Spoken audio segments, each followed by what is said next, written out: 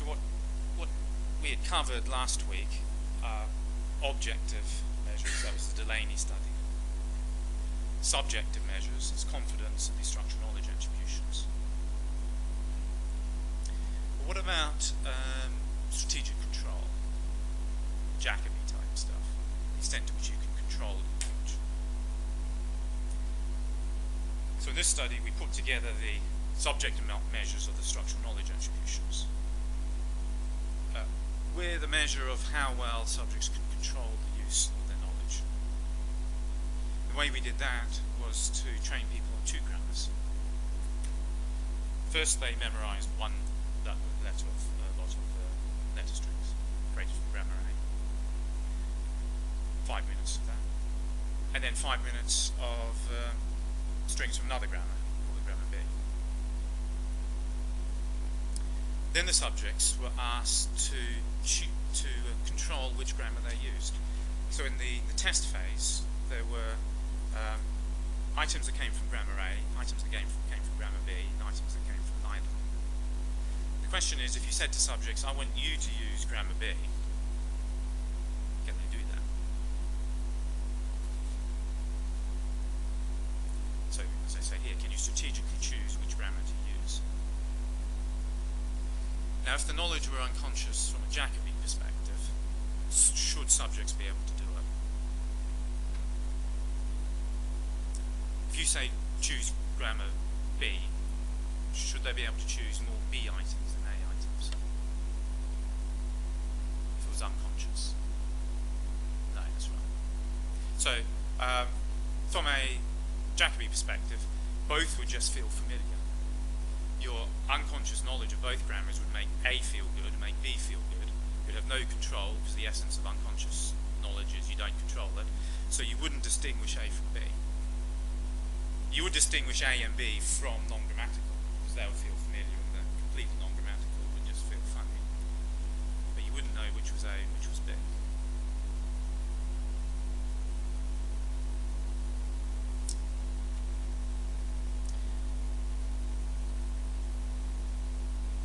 So this measure here is the proportion of strings chosen from the target grammar. So if you asked to choose the B, the proportion of B items you chose minus the proportion of A items. In other words, from the to be ignored grammar. So that should be 0 if you have no control. Because A and B would just feel good equally, and you wouldn't be able to make one of them feel better than the other. You'd get a feeling of familiarity Jacobi to each of them equally if the knowledge was unconscious, and therefore his way of looking at things reflected through feelings of familiarity. So what we did in this study, as you can see here, we took the structural knowledge attributions we had before, but we've added familiarity as a specific rating, where it's described as you chose that item because it felt particularly familiar or unfamiliar for reasons you can't state further. It just felt familiar or unfamiliar, and that's all you can say about it.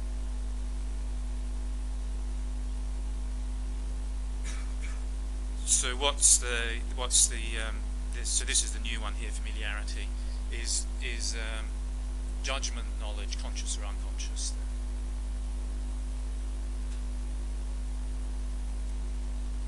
Remember, conscious is right, because you've got a feeling. It feels familiar, so you'll have some confidence in it. So there'll be conscious judgment knowledge. And what about structural knowledge? At least on the face of it. Unconscious, right? Because what the person is saying, is following instructions, is this felt familiar for reasons I can't state further. All I have is my feeling. So it's just like intuition, really. So 0 means no strategic control. These are confidence intervals. So if this line doesn't go to 0, then it's significantly different from 0. So all of them are significantly different from 0. So let's take the cases where the people say they're completely guessing. So they say, I reckon this is my target grammar, say the B one. but I may as well just flip to coin. Really no idea. Now, what do you think? Is the knowledge there conscious or unconscious?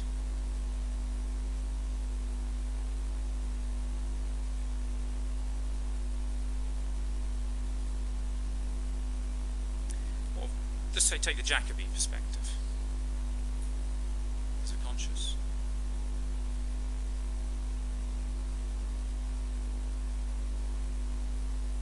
Yes, that's right. It is conscious because the person has control. Actually, while they're saying they're completely guessing, they're systematically choosing the right grammar. They're choosing the target grammar, the one they've asked to pick, over the other one. But from another perspective, it's unconscious because the person knows without knowing that they know. They're claiming they're completely guessing. So this is, much as we had in the subliminal perception case, we put Jacobi in opposition, as it were, to the subjective measures, and we get different answers. So the person has control while claiming, I know nothing. I could have just guessed. I could have just flipped a coin. This is pure guessing.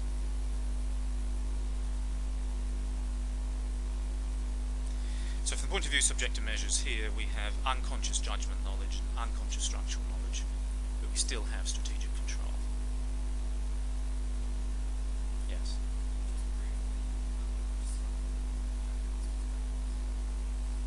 Okay, so Jacobi's perspective is to identify consciousness with control. In other words, any knowledge or information you're conscious of, you can control the use of. And you see the sort of intuitive sense. But one way of looking at that is control might be a property of conscious knowledge, but it might not be what defines it. In other words, conscious knowledge indeed might be, as he says, something we've particularly good control over. But does that mean we should define whether something is conscious by whether we have control over it? If you define it that way, then you can't have unconscious control. As a matter of definition, without there's any time you exert control to be conscious. So sort of one way around that is to say, well, there is an association between control and consciousness, but it's not a relationship. And then that would allow one to have, as you could argue in this case, unconscious control. But, I mean, let's take this case, rules. That's conscious structural knowledge and conscious judgment knowledge. The person says they have rules, you could say, just ask me, I'll tell you my rules. We never ask them. But when they tick that box, they're claiming, I have some rule I can state if you ask me that I base my decision on. I can see here, for rules and memory, the control's pretty good. So in fact, you do have better control when you have conscious structural knowledge than when it's unconscious. So that agrees with Jacobi in the sense you get better control as the knowledge becomes conscious.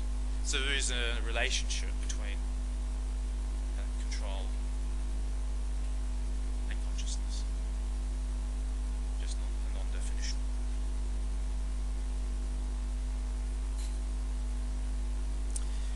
So, without even knowing one has knowledge, that's the guessing case, one can control what knowledge one uses.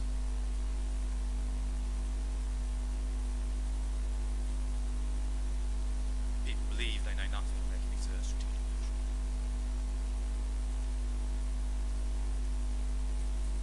Then we move to intuition. When people know they know something, but have no idea what it is, they can exert strategic control. The judgment knowledge is conscious here, but the face of it, the structural knowledge is unconscious. But we can still control which body of structural knowledge we're using. Was it the structural knowledge from grammar A or grammar B? We're going to apply structural knowledge from grammar A, even though we don't know what it is. So you can direct the body of knowledge towards something when you don't know what that body of knowledge is. You know you've got it in this case. You just don't know what it is. And this is sort of the more direct Jacobi case. It's really the same case. People believe they're using familiarity. They can use strategic control. mean, Jackie might say that's not familiarity. It's not the familiarity he means, because he measures familiarity with the process association procedure by lack of control. But it's familiarity in a more sort of direct sense of subjective feelings of familiarity that the person says they are actually experiencing. So Jacobi's familiarity is different from your subjective feeling of familiarity. That's what that shows.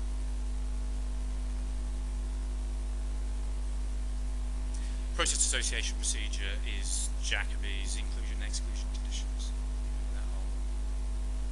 So then familiarity is defined by your lack of control over the use of knowledge.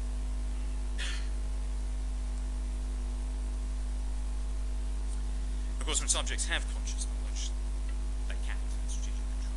In fact, better strategic control, good strategic control. So that's what's right about the Jacobi intuition. You might even argue it's a function of consciousness.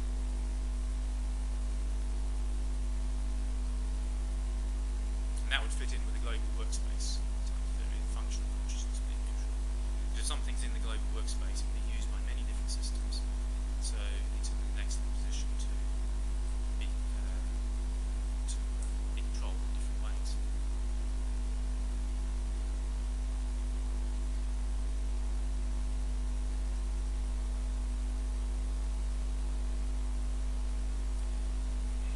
So to summarise, in terms of methods of determining conscious or the unconscious status, we talked about free report.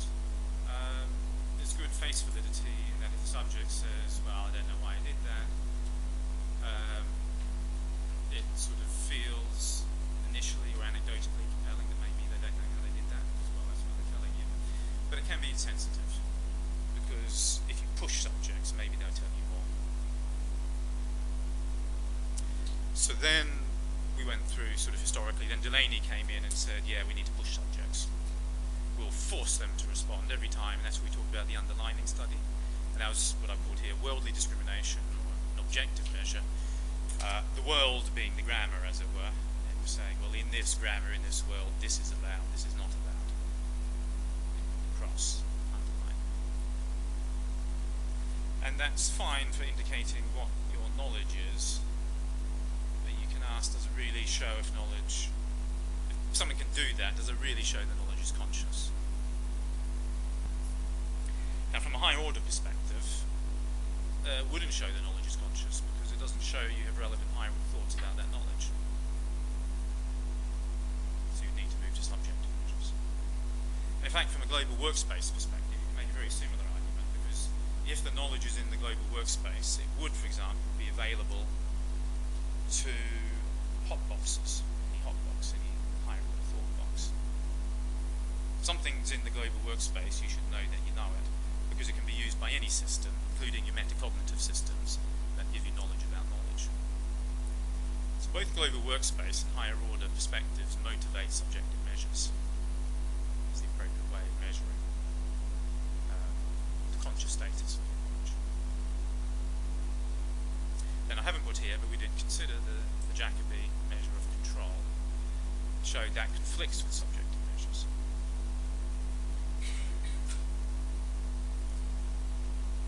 I mean, I sort of argued that I'm going with subjective measures, but I don't know, you don't have, what we have is a conflict. Does anybody want to argue the opposite, that they prefer the control measure?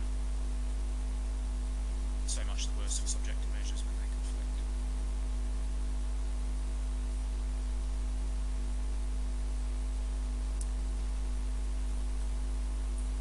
If you did that, then all, in essence, all control is conscious. Strategic control is conscious.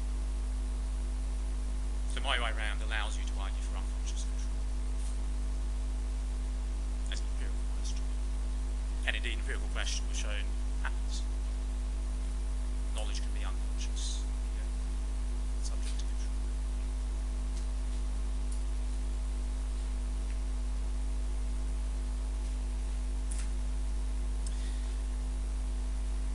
Now, there's one other method before we leave the issue of establishing the unconscious nature of knowledge and implicit learning, you might say, well, what about if we use subliminal stimuli? Wouldn't that be most convincing? Because if the stimuli were presented subliminally, then that would be very compelling that you could get genuine implicit learning or unconscious structural knowledge, because the person didn't even know that they saw anything. That would be, and yet clearly they learned something about the structure. That would be great evidence for implicit learning. That, using most of the method that was really available to us historically for decades, was kind of difficult. A number of people tried it with backmasking. The trouble, if you present grammar strings with backmasking, you're only presenting them for 30 milliseconds. People just didn't get that much learning, or any learning doing that. And in a way, it wasn't surprising, because what learning process is really going to happen, particularly if it's somewhat complicated, in 30 milliseconds.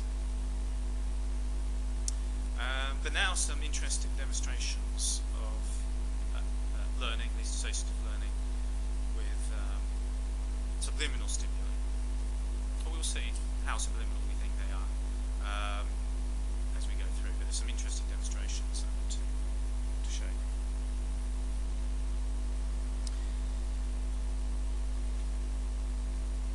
So Azi et al. In this case, the claim that the stimuli are subliminal comes from the fact that people were sleeping. And this was a sleep lab where sleep was monitored, and it was made sure that all the relevant stimuli were presented in the relevant stage of sleep.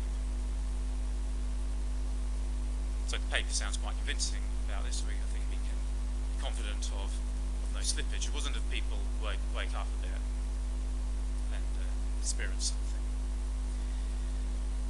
So these were smokers, and they had some odours that made up, like rotten fish, that were unpleasant, and they established with all the participants, they found these odours really rather unpleasant.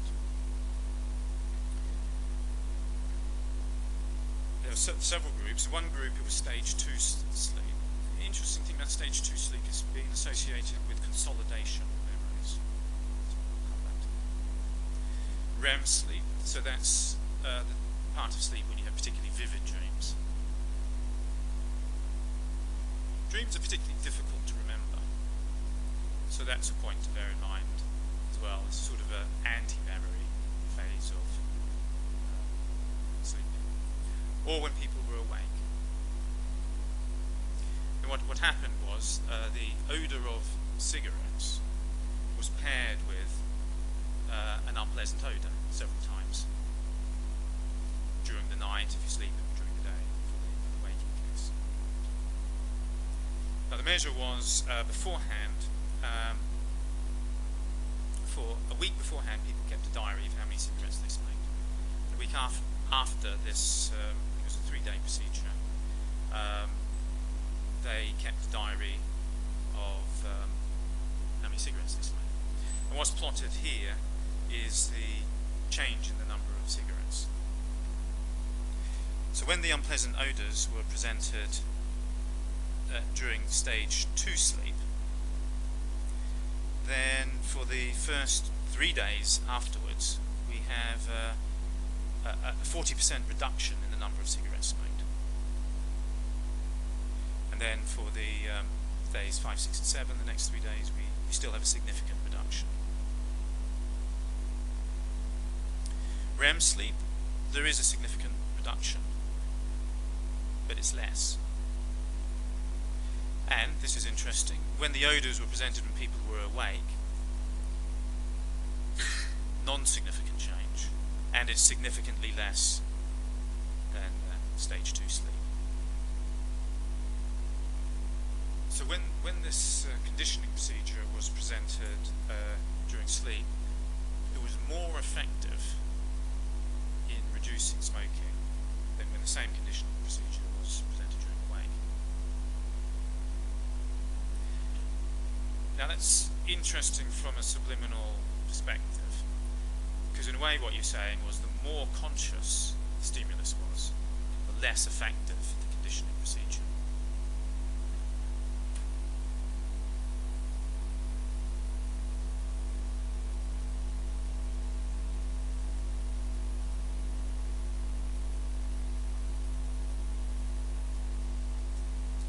this is a very interesting study from a practical perspective.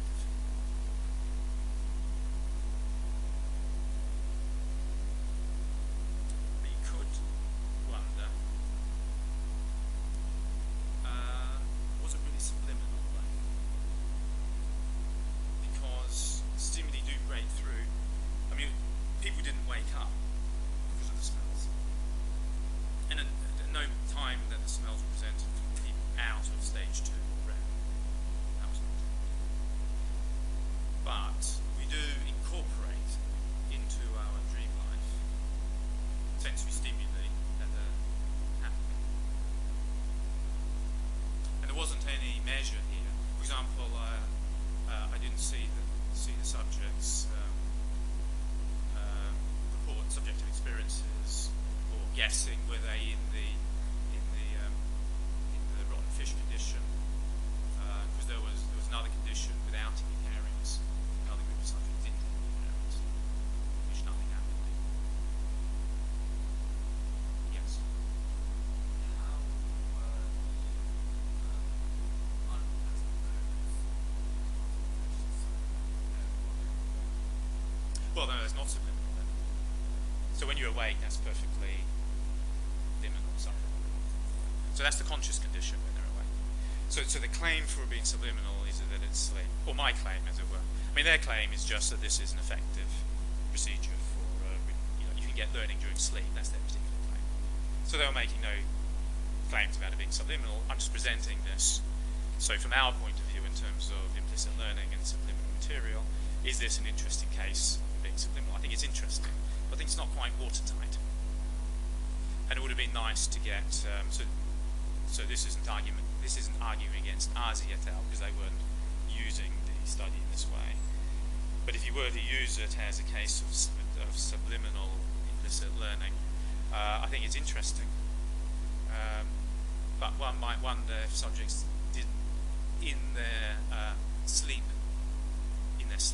world, might they not have had conscious experience of the smells? As I say, there's this interesting fact that the waking condition is significantly worse. In other words, the conscious condition, where it's clearly more conscious, you get significantly less learning than the sleep case.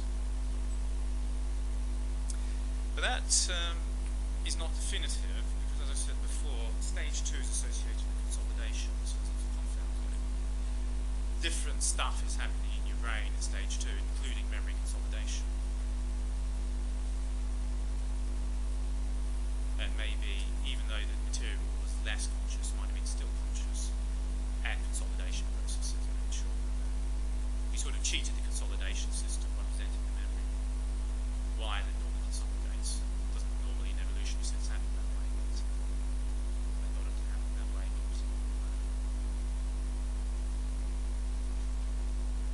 So I think that's an interesting study, but maybe doesn't settle the argument any better than what we already had with artificial grammars in terms of implicit learning. But clearly worthy of more study for all sorts of reasons, including practical significance. Whether these effects last several months later, or if you top them up a month later, maybe you get long-lasting smoking cessation. So here's another interesting study which has a similar flavour to it that came out recently.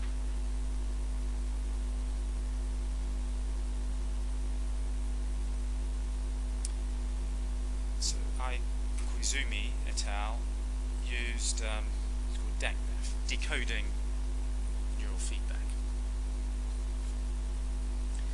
In the initial stage, subjects are presented with ratings of different colours, and two of them, so the red and the green, are paired with a shock.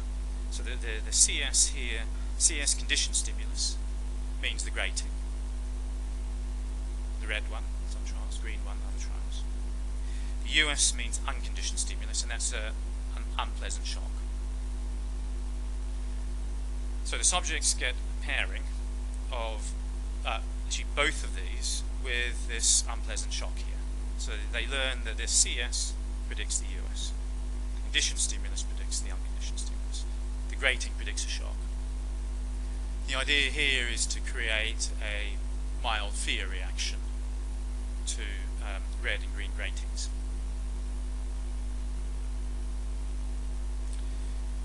One of these is called the target, and the one is called the control, for reasons I'll come to. But both of them were paired with shock. And then there was another one, either the blue or the yellow, that was not paired with shock. It's a CS minus.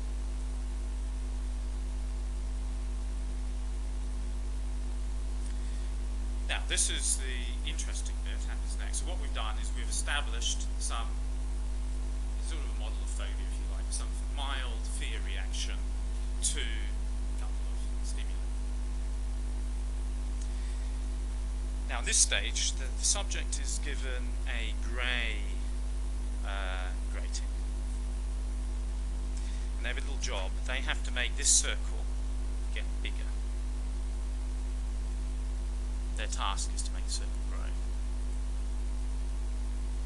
And they're just got to think about things. Any mental strategy, they're connected to the scanner. And they know some mental activity they do will make it grow. They're going to sort of explore what it is, just try different things. And I know they're on the right lines because that circle gets bigger. Now what actually makes it get bigger is they're looking at V1 and V2 visual cortex. In other words, the initial areas of the cortex that deals with visual signals. And they've trained it in previous days so they know the pattern of activity for that person that goes with one of these gratings. That's why they use blue and green, because that gives clear differences in V1 and V2 between those two gratings. So let's say the target is the red one. When the subject recreates within V1 and V2 the representation of that red grating, that disc expands. The subject's doing the right thing.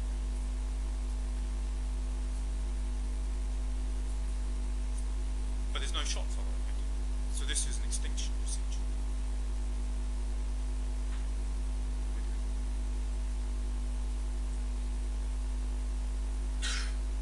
So the subject is recreating in V1 and V2, which remember is basic visual area, which we don't generally have conscious access to. They're recreating one of the gratings and not getting shocked for it. So they're gradually extinguishing, one hopes, fear reaction to that particular grating, say the red one.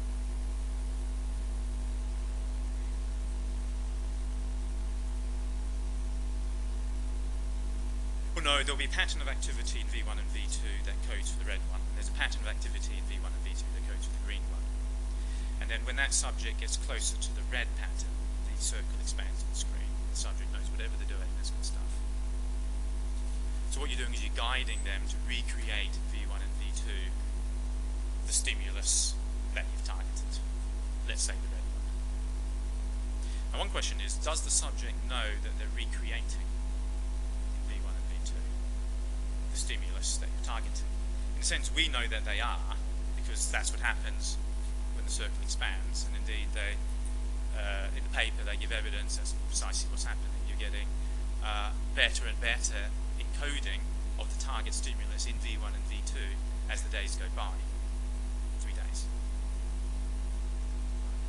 So the subject is learning to reproduce, particularly from day 1 to day 2, the target stimulus.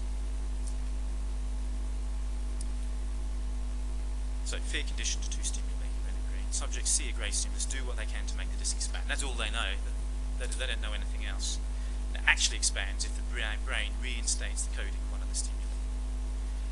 Because you've got a coding of the stimulus without the shock, you're getting extinction. In other words, well, one hopes extinction, reduction in fear response. Now, if you ask subjects what they're doing, supplementary materials, they had a list of what subjects said. They say things like, in my head I was doing math I just learnt at school, trying to focus on the calculation process. When I got poor feedback, smaller disk, I also tried to imagine it becoming bigger. But so you can read through this, no one ever mentioned red or green, disks, anything like that. They just said a bunch of irrelevant stuff. Doing maths, I imagined dancing to music. Being in a classroom, there's a classroom. The less I thought about it, the better feedback was. I went through students' names in my head. So the claim here was that it was a subliminal presentation, as it were. The subject was reinstating the stimulus, but they didn't know they were reinstating the stimulus. So you're getting the brain representation of the stimulus without the subject knowing that they were having it. Any questions? Just put your hands up if you understand what's going on. Great. So then one test was, at the very end of the experiment, they say, which colour was the one used? Were we targeting the red or the green?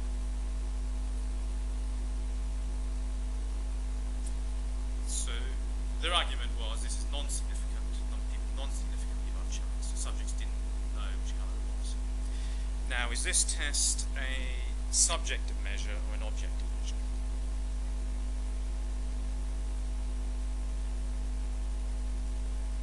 Saying which colour was it? So I'd say objective, because you're saying what was the thing in the world. Now, what did we say about objective measures? Generally, subjects actually in implicit learning, or indeed subliminal perception, generally they can do that. They can say what objectively was there. Remember the cheating numerical experiment, delaying the experiment. So now 62.5% accuracy is non-significant. What I'm going to do is put a confidence interval on that. What that means is, what a confidence interval will tell you is all of the proportions correct that we cannot rule out from these data. It's from 35% to 85% correct. What that means is subjects, 50% is in there. Subjects could be a chance. If we ran more subjects, we might get 80% correct. That's the true population value. So that particular objective test tells us nothing. So this isn't good evidence for it being subliminal. I do find curious what subjects report their way. None of them said red or green. It would be nice to have something more sensitive, because that's a free report measure.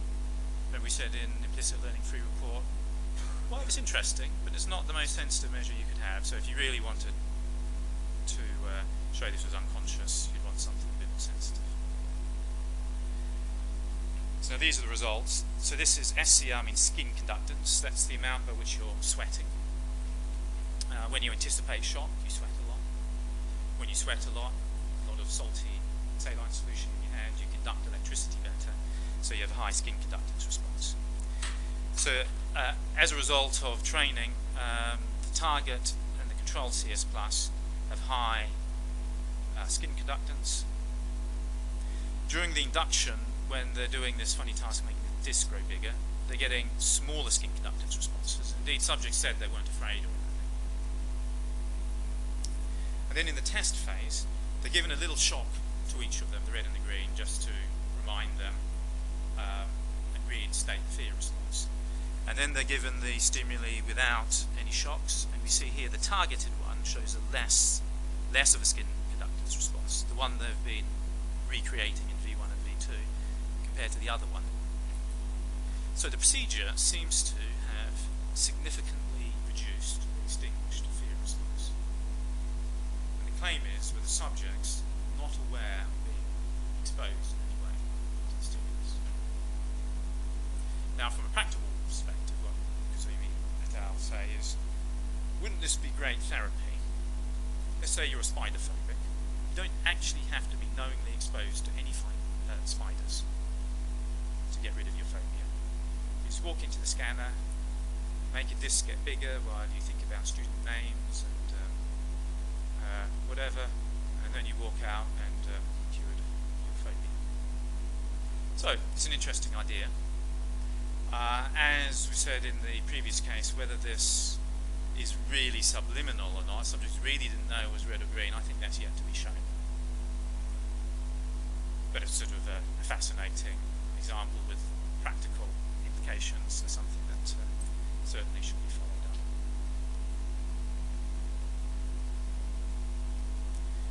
Let's break for coffee here. About 10 minutes.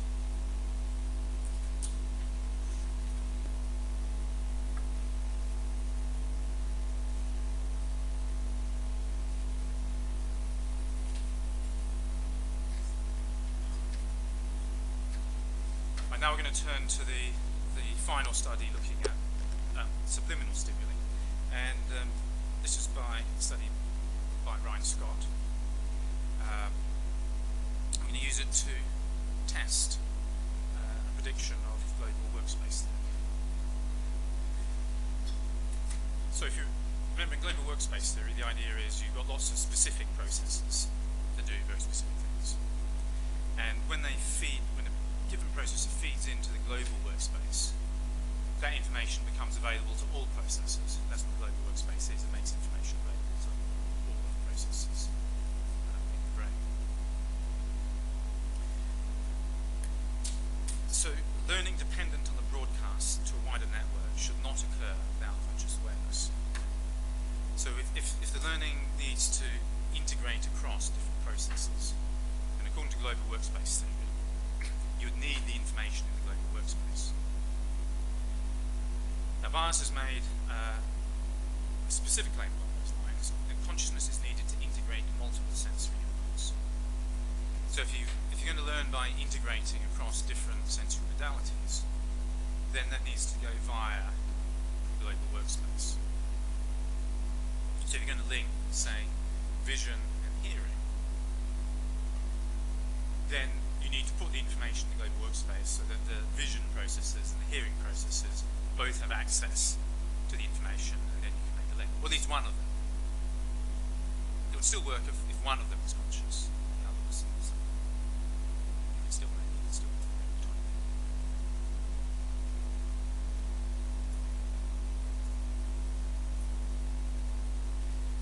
So, unconscious cross-modal learning, in other words, unconsciously learning across different sensory modalities, should be a challenge for global workspace theory if you could show it.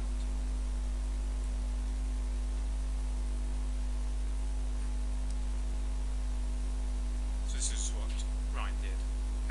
He found subjective thresholds for the auditory case and for the visual case. And then he paired, say, an auditory name presented subliminally with a visual profession presented subliminally. So the person would hear a name, see a profession, but both of them were subliminal, below a subjective threshold. So you might hear, for example, Mike, pianist, Mike, and a pianist, see. Hear Mike, see pianist, hear Mike, see pianist. Hear Paul, see banker, hear Paul, see banker. Then in the test phase, where this is not subliminal now, but you see the word pianist consciously, and you make a judgment about it. Is that and this is just an arbitrary judgment, you're just doing something with it. Was that a creative profession or an uncreative profession? You say. Press one or two buttons. So you're making a judgment about the profession, and then at the same time, what would you ignore? You hear the name Mike in this example. Now Mike is concordant in the sense Mike and pianist was the subliminally heard pairing that you just heard. Whereas this would be discordant. You do something word bank and you classify it, specifically classify as creative or uncreative. And you might hear the word that was not paired with it. So that's what Ryan has called the discordant case. So remember this is conscious in this case, so you can easily make a judgment. But in this previous learning phase here, both were subliminal, in the sense of being below a subjective threshold. With me?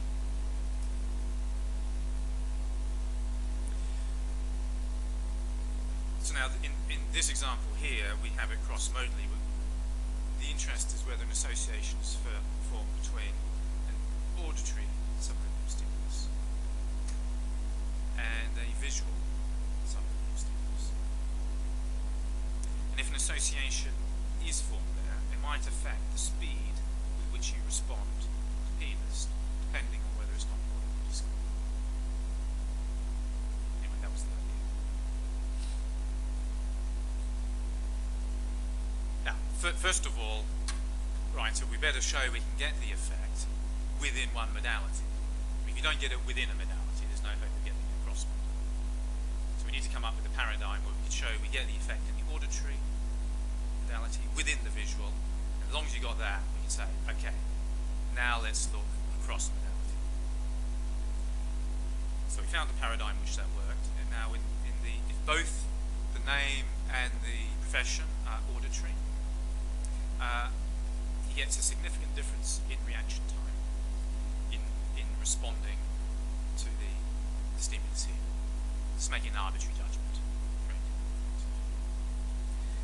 It's slightly odd in that actually you're faster in the discordant case than the concordant case. We didn't predict that. I mean, we would have thought it'd go the other way around. I mean, having got it, Ryan could find other examples in the literature that are like that, so it wasn't as surprising as we thought. In any case, this is a sort of just establishing an effect case. We then did it in the visual, and we get the same effect in the same direction. So now we can clearly make a prediction. We get the effect within the auditory, within the visual. The question is, do we get it cross-modally? Do we get it when one is auditory and the other is visual? So from a simple global workspace perspective, you might say, yes, of course, you can get it within auditory, within that unconscious process, within visual, within that one. But as soon as you go cross-modal, it should fall apart because both of them are subliminal. But we got exactly the same effect cross-modal. So what we have is learning subliminal stimuli below a subjective threshold. So that could be another way of making the case that you can get genuinely unconscious learning. You can have unconscious structural knowledge. Here, the structural knowledge would be the association of the name and the profession. Unconscious structural knowledge, well, in that both stimuli were subliminal. Furthermore, it's interesting in that it's contrary to at least a straightforward interpretation of the global workspace model.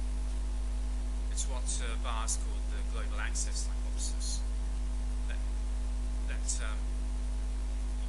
communication between modalities requires a global workspace. So it falsifies that particular version of the global workspace hypothesis.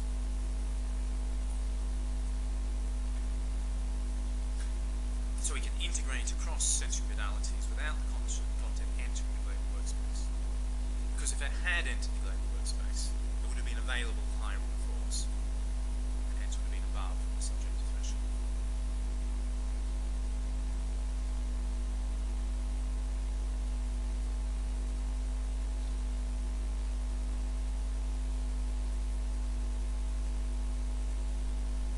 So I presented some evidence that we can acquire unconscious knowledge. The theme that I've argued for throughout, really, that fits with the subliminal perception case, is subjective measures are what's theoretically motivated. And indeed, when you use them, you can get substantial amounts of unconscious structural knowledge. So it's relatively easy to get unconscious structural knowledge with use subjective measures, and they're motivated by theory, namely either higher order thought or global workspace. Now that we have way of measuring whether knowledge is conscious or unconscious, we can ask what are the properties of unconscious knowledge. So two I want to consider is you might be able to use unconscious knowledge even when you're consciously distracted. It might have less dependence on working memory, in other words, than the application of conscious structural knowledge. Now you might also think it has preferred constraint contexts, in that there might be only certain things you can learn unconsciously.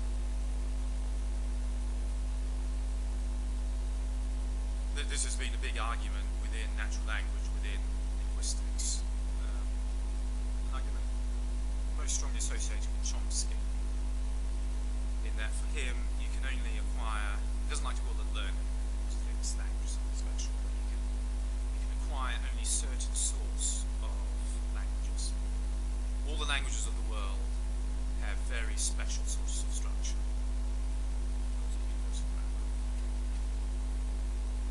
So you can't invent any old language and expect children to learn it.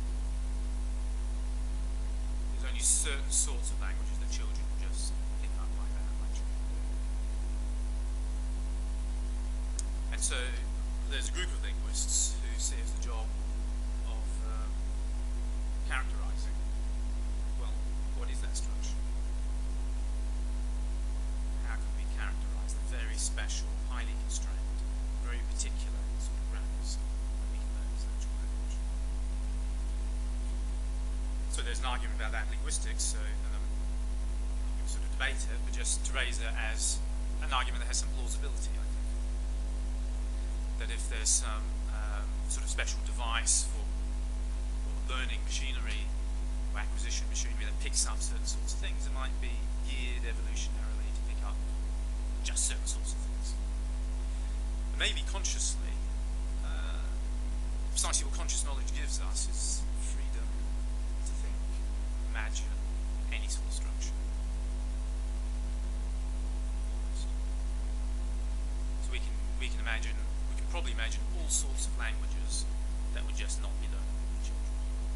Consciously. So in other words, consciously we can dream up relativity theory, all sorts of different sorts of musical structures, and so on. But what can we learn implicitly? So I call music here. I don't know if you've heard contemporary classical music. Lots of bands music. So, some of it has a structure that's very hard to discern. It sounds like chaos, noise, randomness, things like that. Whereas tonal music seems to imperially conquer all corners of the earth. Somehow the structure in it, of some aspect, maybe not every aspect of it, some aspects of the structure of tonal music is just intuitive, just people come to like it very easily. Whereas other sorts of musical structures are just so difficult to penetrate. Even though we could dream up consciously the rules by which it was generated. So those are the questions to address. Now, in terms of using knowledge when consciously distracted, I presented evidence for that last lecture.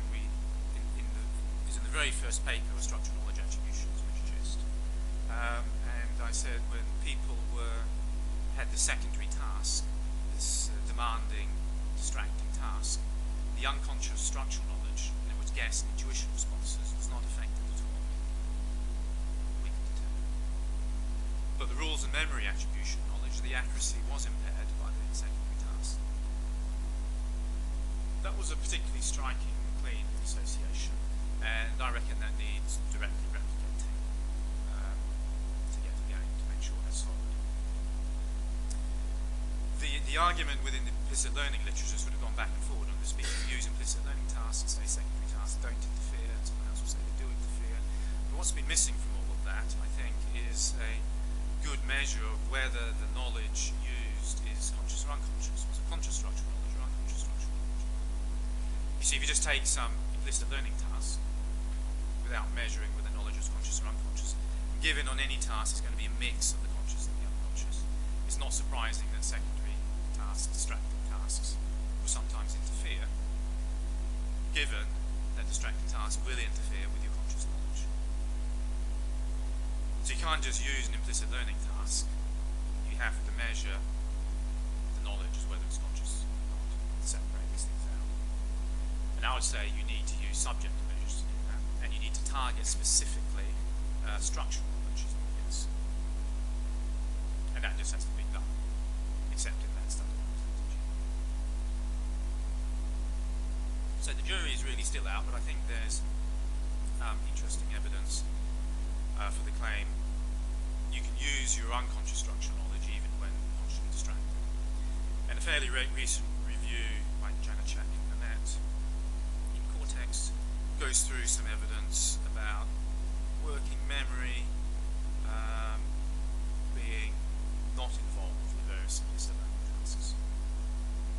Again, they conclude the evidence is watertight and needs. We haven't nailed it yet, and I think to nail it we need to use more of these subjective measures targeting structural knowledge. So that brings us to the question, what are the contents of conscious knowledge?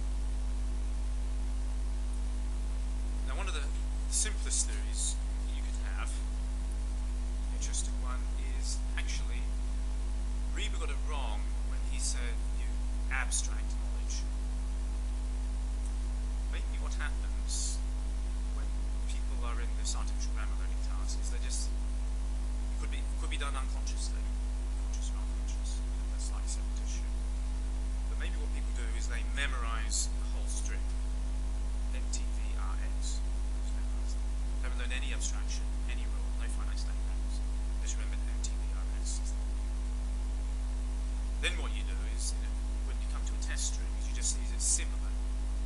Just a little similar to it. Maybe it's only one letter different. If there's one letter different, you say it's similar, and you call it grammatical.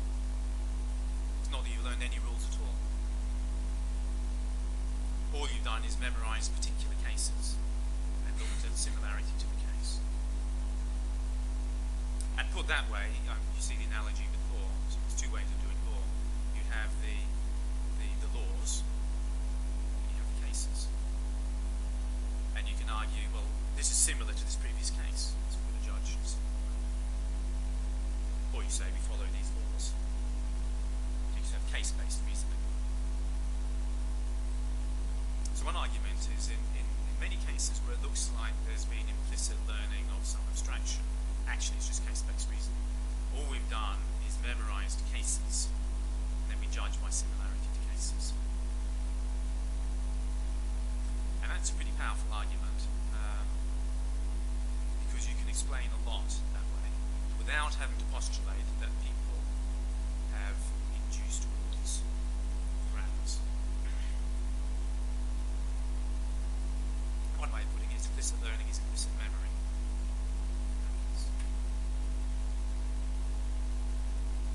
Now there are arguments, I won't go through it, is well, that's part of what goes on. It isn't all of what goes on. One argument is natural language. Linguists showed a long time ago, Chomsky showed, that will not explain natural language. So that can't be the whole story for our capacity to deal with structure.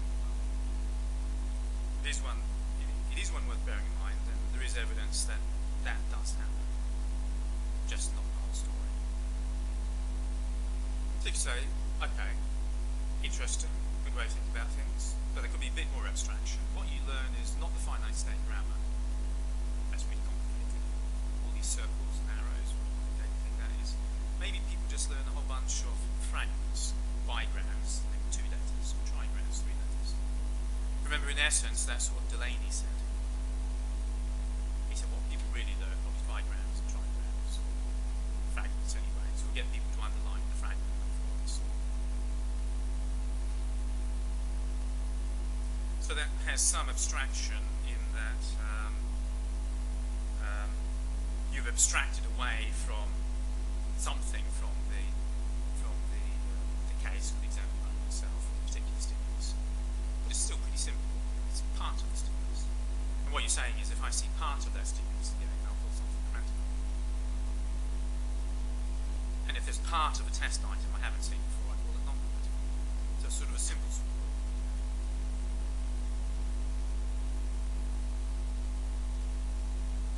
can show, young people do learn that. But people learn more than that as well. Simple stories. Last. And again, that learning can be either conscious or unconscious. And there's evidence for both. Subjective measures, you can show unconscious learning of these fragments and conscious learning.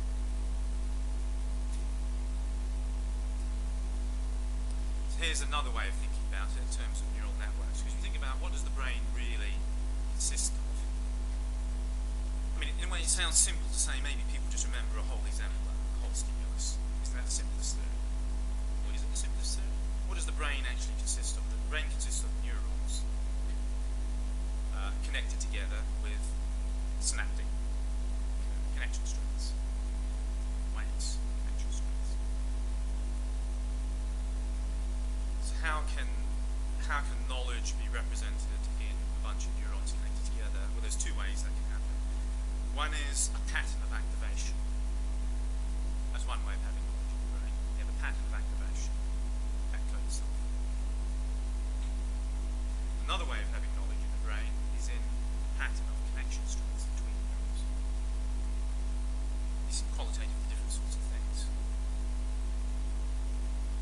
Now, I'm willing to bet that whenever you have a conscious experience, that's reflected in a pattern of activation, firing, neural firing. If you had a completely quiescent brain that wasn't firing, you wouldn't have conscious experience by intuition. Not just an intuition, really, but you could say that's what fMRI tends to show, that subjects do different tasks and therefore have different conscious experiences. You get measures of blood flow into different places because you're firing. But how does learning work with neurons? It works by adjusting the connection strength between different neurons. And that would seem to me to be intrinsically non-reportable in itself. Unless, of course, it could be reflected somehow in activation patterns, but in itself, the pattern of connection strengths is something you can't directly access. Because it's the way that neurons work. So this leads to a particular way of thinking about how we might model, computational model, think about implicit learning. For example, with neural networks. Neural network, you have artificial neurons, which are represented by circles with connection strings between them. Each circle is a neuron that connects to other neurons. And we can allow each neuron to code different things like letters. So in this case, we could have a neural network that learns artificial grammars. And it might do that by, when you focus on the first letter in the string, if that was a B, then the B neuron down here fires. It then tries to predict what letter comes next. And if it's learned well, it might say M comes next, if indeed in that grammar B predicts M. How would it know that? Well, it would know by lots of pairings. Pairings with pair rule or something else would increase the connection between B and M. So the knowledge would be in the connection string. Now as I've just drawn it here, we have one layer connected to another layer. What that would learn is a simple statistical regularity. M is highly predictable with B. So it would learn, neural networks sometimes described as learning statistics. But actually they're just a little bit more interesting than that. That neural networks, you can put loops in them, like this loop in here. And loops give them memories. And memories can give neural networks very interesting properties. And they can start learning structures, including finite state grammars, in a graded, non-symbolic way, and including grammars higher than finite state. That's just what I want to look at. So if the brain learns by neural networks, and neural networks, the most simple level, learn simple statistics like fragments, which we can say people do learn in artificial grammar learning. But neural networks will learn more complicated things. Can we get more complicated learning? Now, I think it's been hard to get complicated learning in people for the reason I mentioned before, that we do not implicitly learn any old rule that an experimenter dreams up. Implicit learning is guided towards structures that are a priori probable in that environment. In other words, it's constrained. It just picks up certain sorts of things. Maybe things that are evolutionarily likely for that domain. Now, what sorts of structures are sort of complicated in a sense, sort of evolutionary importance? One is symmetry. We like symmetries. Art, architecture, dance, faces that are symmetrical often have a certain beauty to us. And if you saw either of these two symmetries at close quarters, it would do you good to detect them pretty damn rapidly, get out of there fast. Lots of people die from being kicked, by the way. Zebras have killed a number of people by being kicked. So symmetry seems a very useful structure. It's, in terms of the Chomsky hierarchy, it sort of defines what's above finite state. What's more, what you can't do symmetry with a finite state grammar. You need to go above that in the Chomsky hierarchy, sort of define what is above finite state. So my Chinese colleagues in Shanghai had a look at people learning symmetries in Chinese poems where they're presented with a sequence of Chinese words. Chinese words are said with tonal pattern. So for them, ma, ma, ma, ma are 4 different words. Just the tonal inflection is slightly different. This is a categorization of the tones, and there's a simple transform of the type of symmetry applied to the tones in inversion pattern. So if in the first half of the poem it's a pink tone, then it's the opposite is the first and the second part. So pink pink goes to pink. That's a type of symmetry.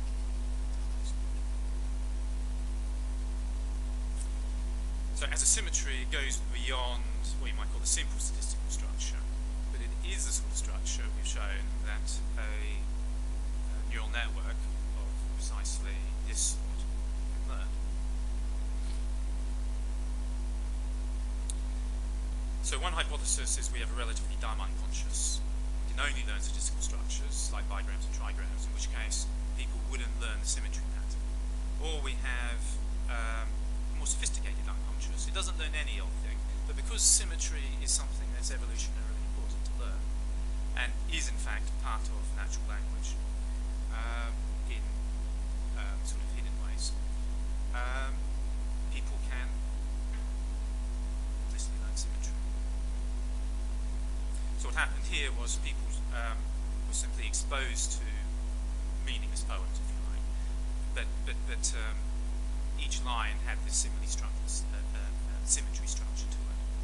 They then, just like an artificial grammar learning experiment, the letters accepted was with these Chinese words and the tones done in China. Although we've since shown that Western people who know Chinese tones will learn this grammar as well.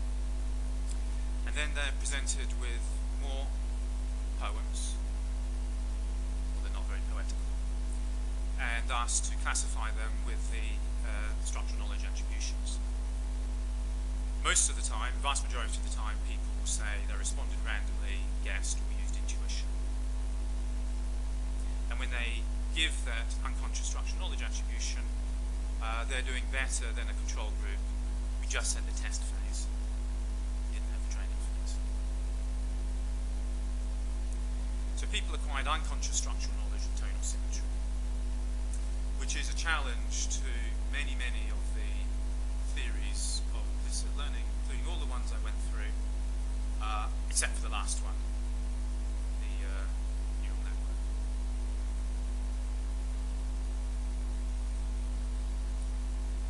I should say,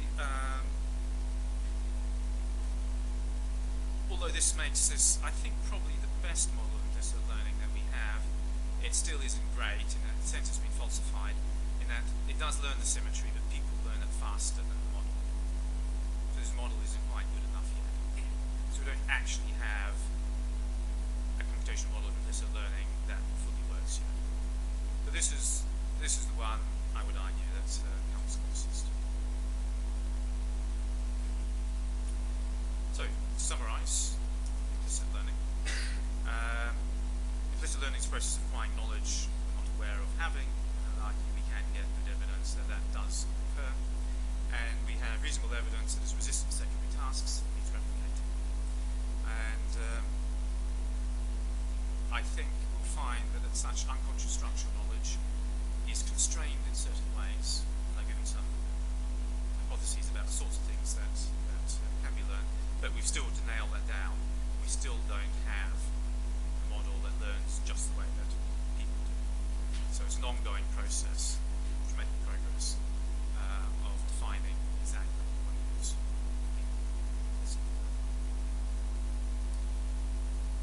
Alright, so we'll finish implicit learning there, and next week we consider unconscious emotion and unconscious feelings. Before we